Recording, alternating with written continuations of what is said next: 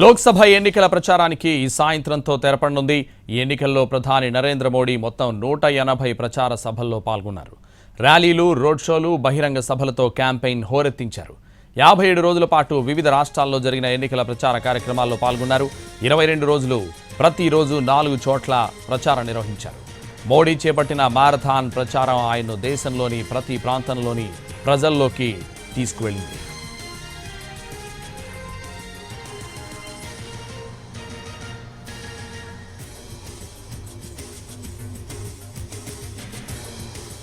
నాలుగు రాష్ట్రాలను కేంద్ర బిందువుగా చేసుకుని నరేంద్ర మోడీ ప్రచారం సాగించారు. 4 రాష్ట్రాల్లో 88 ప్రచార సభలు నిర్వహించారు.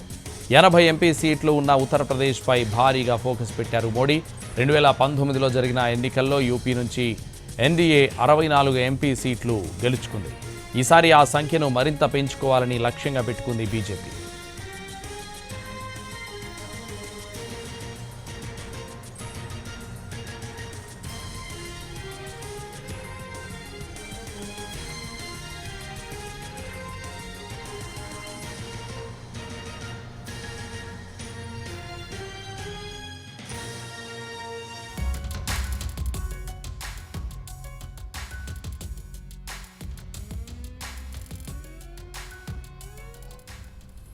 ప్రధానమంత్రి మోడీ బీహార్లో 20 సభలు, మహారాష్ట్రలో 19, పశ్చిమ బెంగాల్లో 18 ప్రచార సభల్లో పాల్గొన్నారు.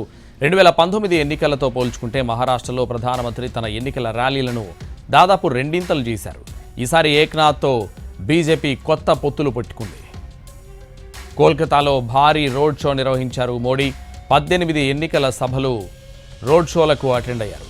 బెంగాల్లో గతంలో కంటే ఎక్కువ సీట్లు సాధించాలని లక్ష్యంగా పెట్టుకుంది బీజేపీ.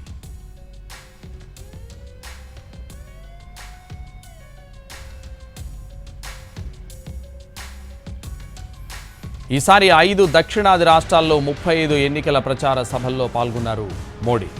ఇందులో కర్ణాటక, తెలంగాణలో 11 సభలకు హాజరయ్యారు. తమిళనాడులో 7 సభలు జరిగాయి. తెలంగాణపై ప్రత్యేక దృష్టి సారించారు మోడీ. తెలంగాణలో ఈసారి పోరు కాంగ్రెస్తోనేనని బీజేపీ భావిస్తోంది.